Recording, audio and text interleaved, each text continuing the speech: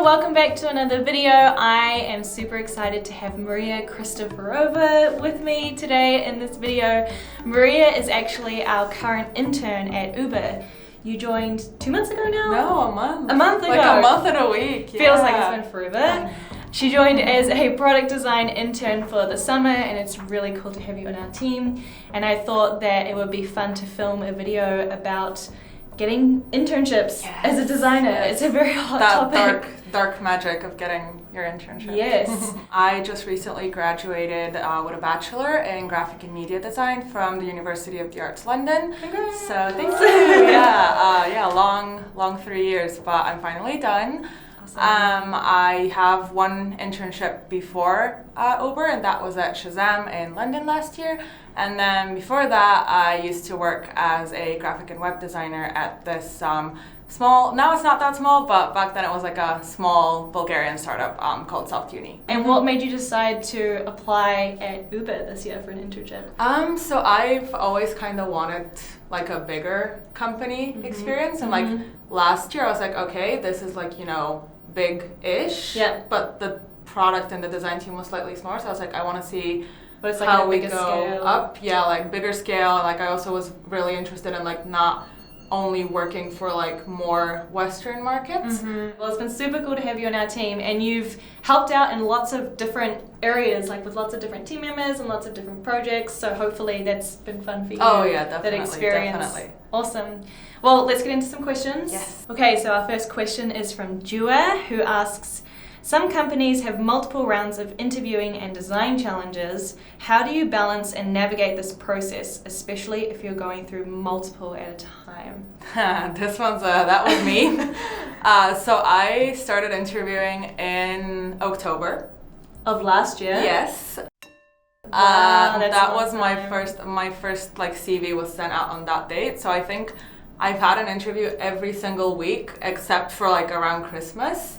But at some point, right before my final deadlines for university, I was interviewing with 5 companies at the same time. Some of them were startups, so they had like 6-7 rounds of like meet the founders, meet this person, meet that person. So I had like a bazillion, and I had my 2 final major projects. Yeah, you were still studying. Yeah, and I had like a graduation show that I was kind of involved with. So how did you? That sounds really stressful. Yeah, it was very stressful, and sadly, there's no kind of easy way to navigate it, which is you just have to work on your time management. But the thing that I actually did was I had this like Notion page. Okay. And I just had like one of those like board things that you can move cards, like the agile board or something. Yeah. So I would use like whenever I would send out a CV, immediately I would go put in the company name, the position, the location, when I applied, and then the moment I would get a response from them, like if it's not a rejection obviously, I would move them and then make the card into like a separate page. So then I would use that page to kind of like take notes about the company and like wow, this take is very organized. I was just to like keep track. I was like, I'll freak out if I don't do it. So like I just had this massive board. Now I think there's like, I don't know, 25, 30 companies there.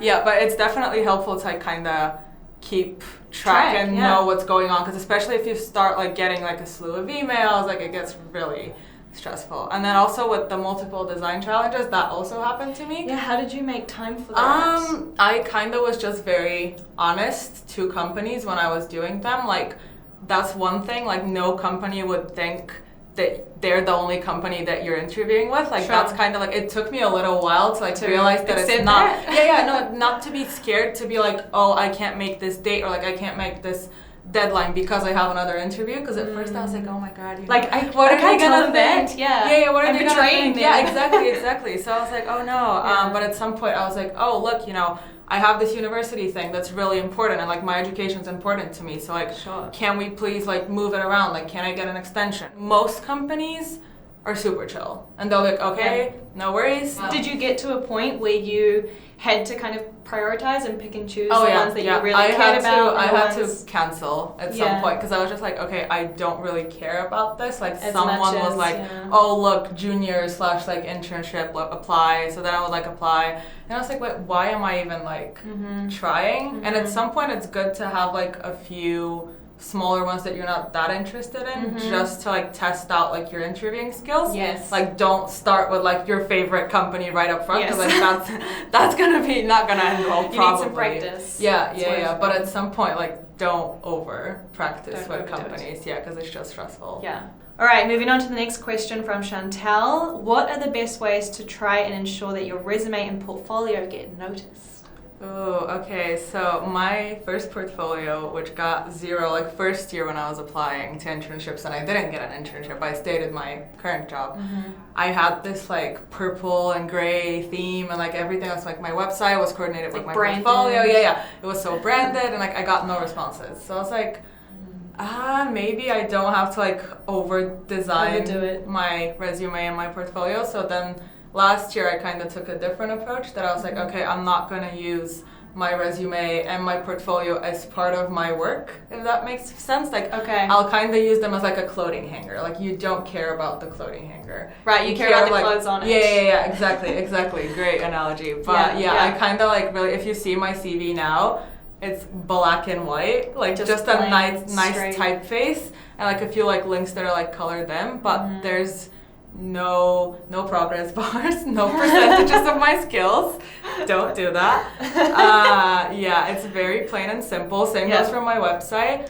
And it's for portfolios. I think it's also good if you have like some previous experience, especially at a company that is kind of more known, if you're in that situation, obviously. I had Shazam, so like this year my first project, the one that you see like above the fold of the website, is Shazam. So you see the big blue logo. So like when a recruiter sees that, they're like, I know Shazam. This. Yeah, I know Shazam. So like, I started like strategically applying earlier and earlier, and I realized that if you apply a week later, after like more than a week after the job's been posted, that's too late. Like even if you're great, just because they get like so many applications. That's like, I mean, obviously for smaller companies that's not really the case, but if you are applying going into like Google, Facebook, Twitter, you know, those type of, even Uber to some extent, you know, you have a lower you just need to like act quick. Like I also had like reminders, like calendar reminders.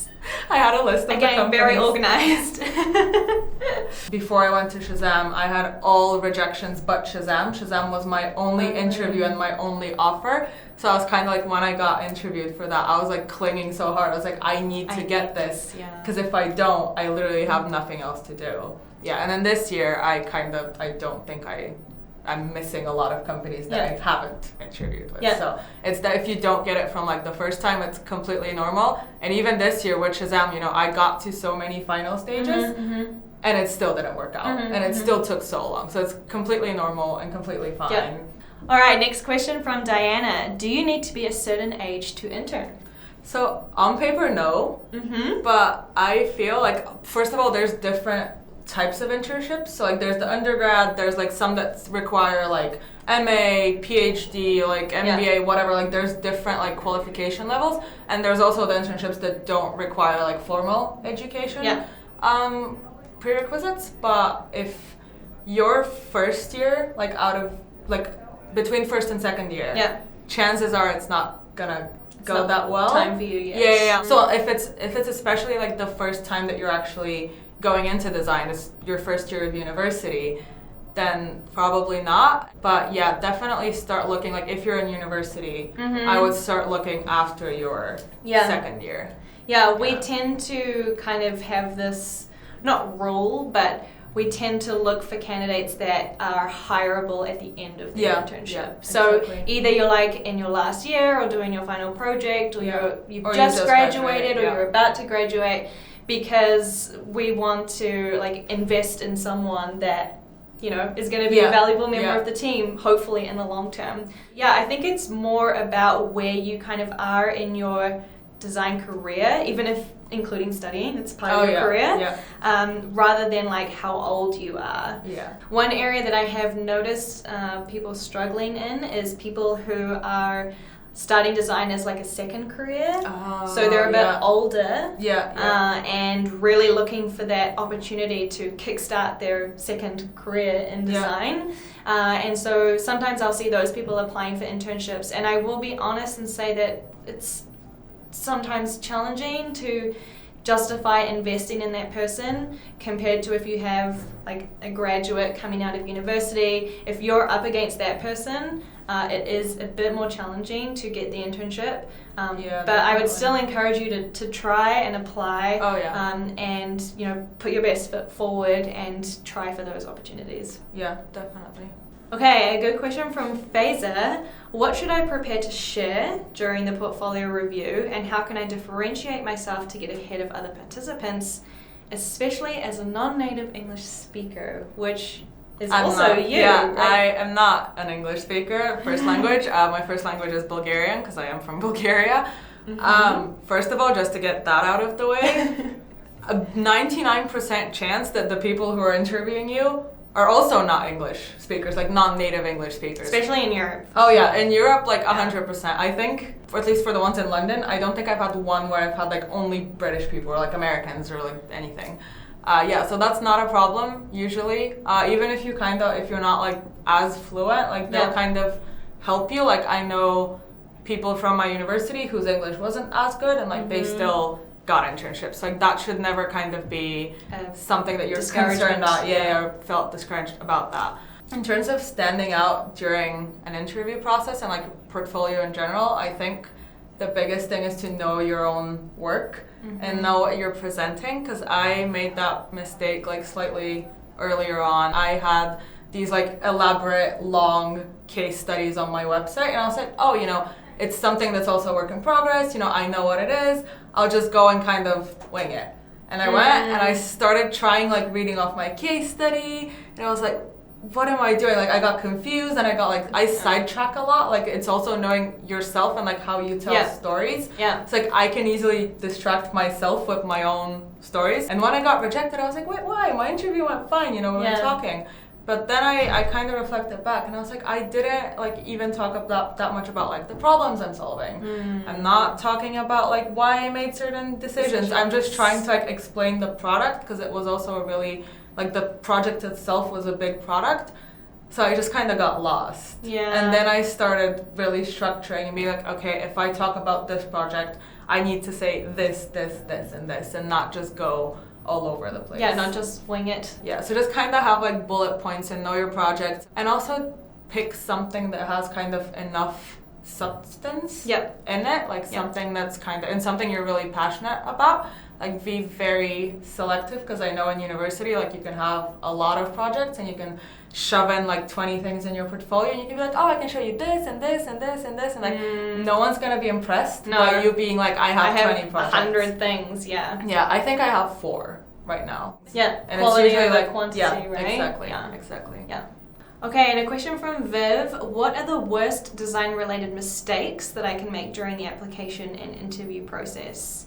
I don't know if you have any ideas here, but I have some things that come to mind for me. Yes, go ahead. As somebody that is on the other side of this, so I'm often interviewing people rather than interviewing myself. And in terms of like design-related things to keep in mind when applying, definitely I would recommend trying to keep your resume to 1 page or maybe 2 maximum. If you apply with a super long document, I don't have the time to read it all. I'm sure unless it's someone who's like extraordinary, like it's not a hard task to do.